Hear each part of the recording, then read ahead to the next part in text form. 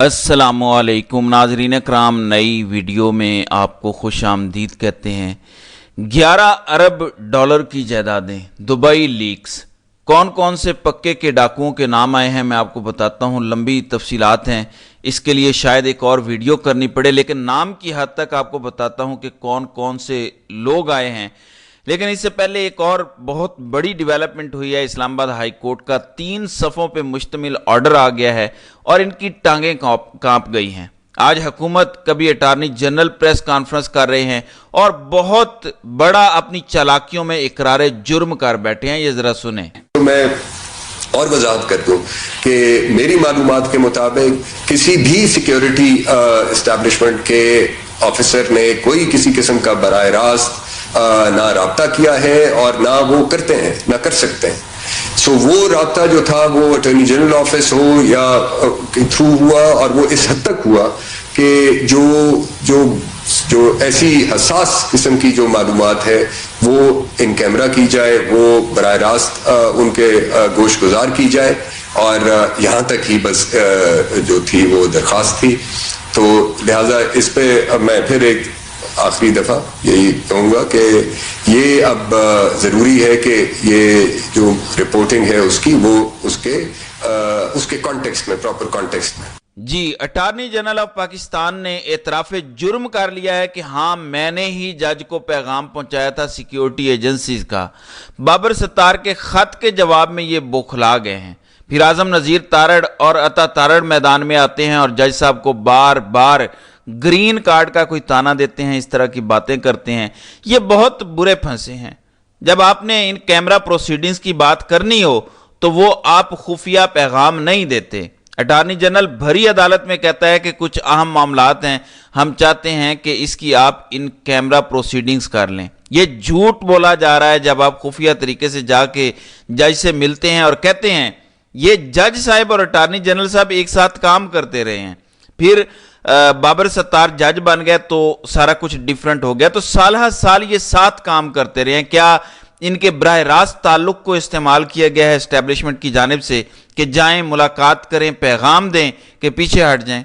क्योंकि जज साहब ने इन्वर्टेड कॉमर्स में लिखा है कि security establishment asking me to back of from extensive security of the existence and mode of surveillance. यानी जज साहब ने यह बिल्कुल नहीं कहा कि मुझे कहा गया कि प्राइवेट कर लो, सीक्रेट में कर लो, बल्कि कहा गया बैक ऑफ। ये इन्वर्टेड कॉमर्स में है। ये मैसेज उन्हें डिलीवर हुआ तो अटार्नी जनरल ने 2-3 चीजें कंफर्म कर दी हैं।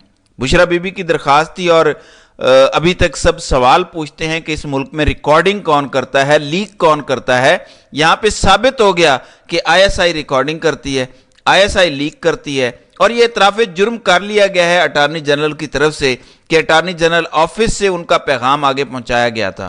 पैगाम क्या था, सिर्फ इस पर बहस है। यह तय हो गया है कि अटार्नी जनरल ऑफिस के जरिए धमकी पहुंचाई गई थी। यह इतराफ कर लिया गया है मौजूदा हुकूमत की जानिब से। अब इस पर बौखलाई हुई प्रेस कॉन्फ्रेंस जो तारड़ बिरादरान की थी वो भी बताती है कि बहुत ज्यादा घबरा गए हैं। बल्कि यकीनन आईएसआई वालों ने कहा होगा कि ना हंजारो, तुम्हारे लिए हमने पूरे मुल्क में अपने आप को जलील करवा लिया, तुम्हें फॉर्म 47 की हुकूमत दिलाते और तुम हमारा दिफा भी नहीं कर रहे सही तरह से। जाओ हमारा दिफा करो। और दोनों भागते भागते तारड़ बिरादरान आते हैं और दिफा शुरू कर देते हैं कि नेशनल सिक्योरिटी पे कोई कॉम्प्रोमाइज नहीं करेंगे। मेरा सवाल है, बुशरा बीबी की खुफिया रिकॉर्डिंग करना और फिर उसको लीक करना, यह नेशनल सिक्योरिटी का मसला कैसे है? एक पर्दादार खातून जो डायरेक्टली किसी भी तरह से सियासत में इन्वॉल्व नहीं है, ना वो एमएनए है ना एमपीए है, उसकी खुफिया रिकॉर्डिंग करने से नेशनल सिक्योरिटी को कैसे मसला होता है और क्यों जरूरी है?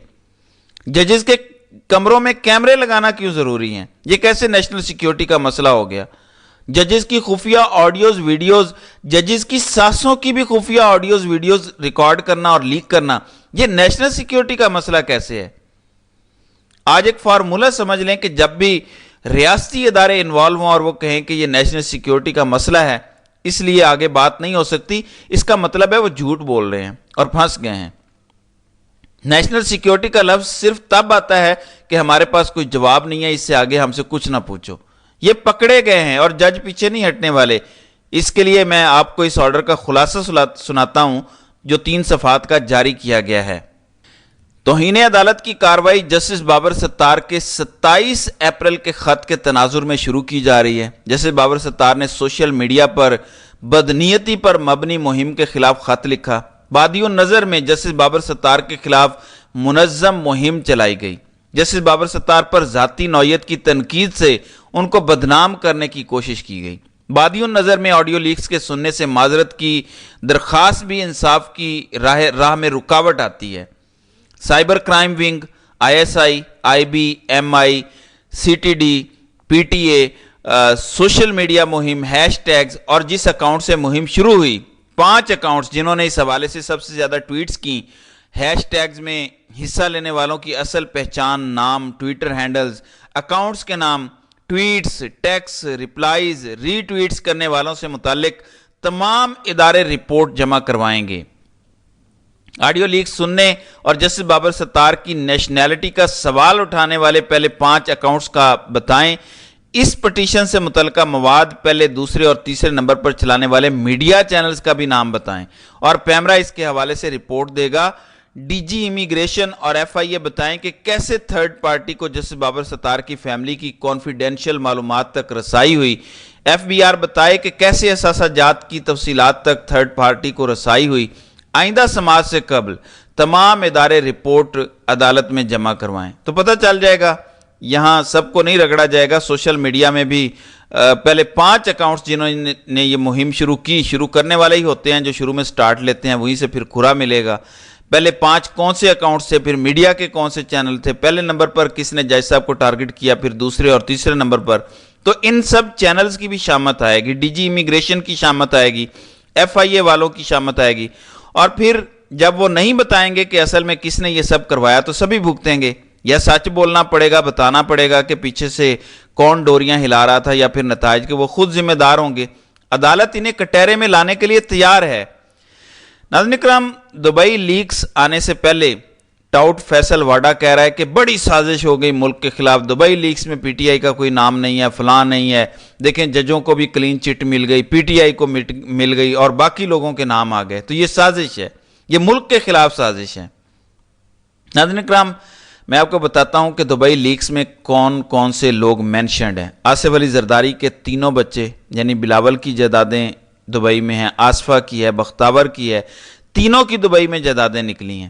محسن نقوی کی بیوی کی جائیداد نکلی ہے دبئی میں، شرجیل میمن کی فیملی کی جائیداد نکلی ہے، فیصل واڈا کی نکلی ہے، پھر 4 مزید MNAs ہیں، 6 MPAs ہیں سندھ اور بلوچستان اسمبلی کے، پھر مشرف تو اب دنیا میں نہیں رہے، دیگر جرنیل درجنوں ہیں جن کی جائیدادیں نکلی ہیں، جن کے نام کچھ یوں لکھے ہوئے ہیں کہ جنرل پرویز مشرف، جنرل شفاعت اللہ، احتشام ضمیر، انیس باجوہ سپاؤس، نجم الحسن شاہ، محمد فاروق، راجہ محمد عارف نذیر، احتشام ضمیر اور ان کے بچے، ایک فارمر DG کاؤنٹر انٹیلیجنس، ایک سابقہ DG کاؤنٹر انٹیلیجنس ISI، ان کی بھی جائیدادیں ہیں، 2 retired air vice marshal air force کے ہیں، اور ایک سرونگ IG پولیس، ان کی جائیداد ہے، اور ایک ریٹائرڈ پریزیڈنٹ نیشنل بینک کی بھی جائیداد ہے۔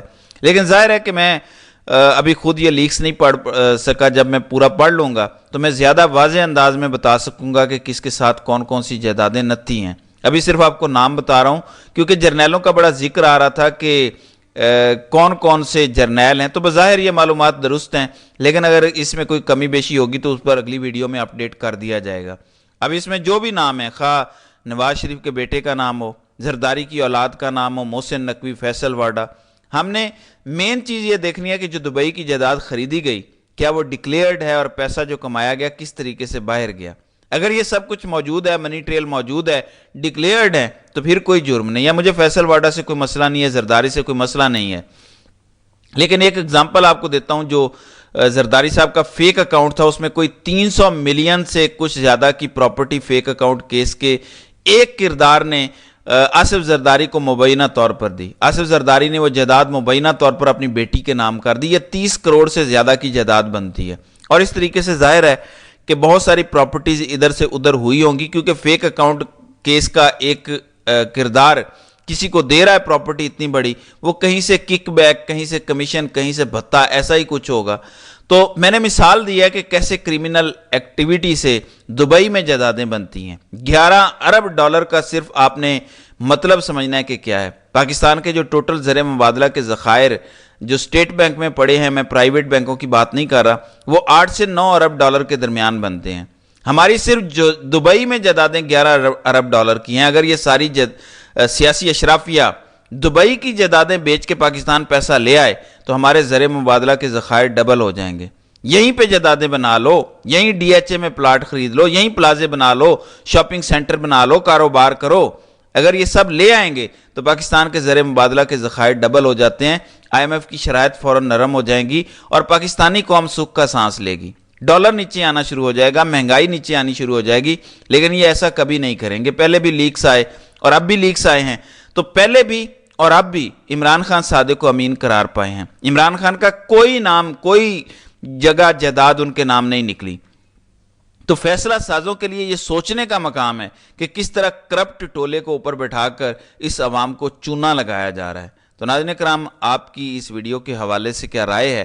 آپ اپنی رائے کا اظہار کامنٹ سیکشن میں ضرور کیجئے گا.